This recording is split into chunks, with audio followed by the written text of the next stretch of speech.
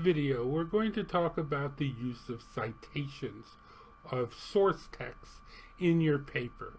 Remember, one of the most important things to learn from this course is that the reason that we're talking about source text is not so that you learn to avoid plagiarizing or that you don't get sent to the academic misconduct, but that you use source text to support your ideas to make your argument more effective. So we're going to look at a few examples from a paper and see why source texts are used. In this paper, which is the paper that one of the students wrote about the computer program Turnitin.com, he makes a claim that through answering questions about what kinds of issues should be considered when applying to the program and of what kinds of situations should we prepare for. Now, the question that this claim makes is, why is this an important claim? Remember, at the beginning of the paper, you're trying to establish the importance of your research. So here he uses a citation.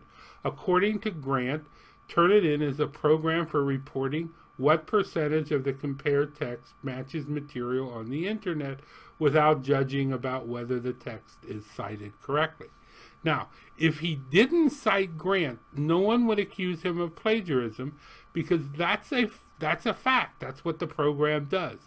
But by citing Grant, he makes it sound like this is more important, that it's more authoritative, that somebody else has written this statement, therefore it's stronger that it might be true, so it's a more important statement to make.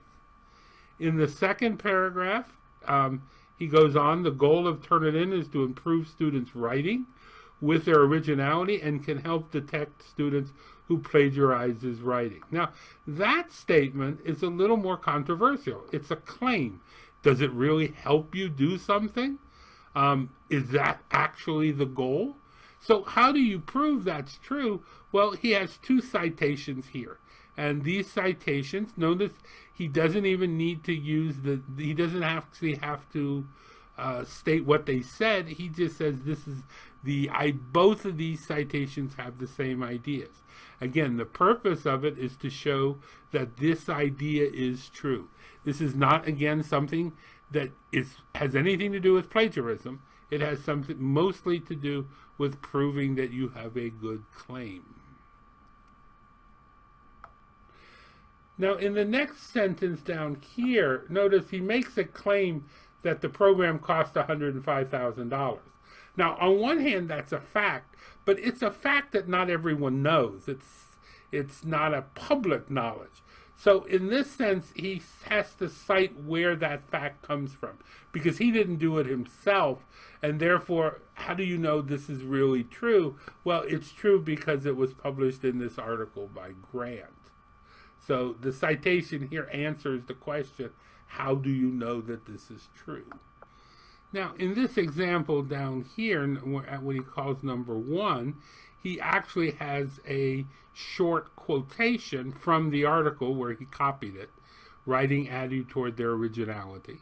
Now, again, remember, if you're actually going to copy something, you just put it into quotation marks and then attach the citation to it.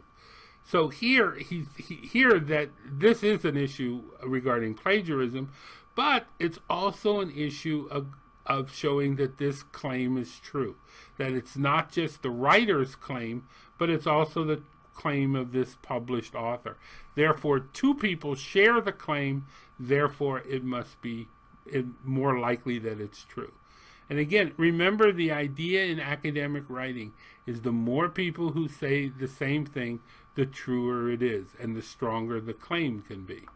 So that's a very brief introduction to the way citations can be used in the introduction of your paper. Again, if you have any questions, ask your instructor. Thank you.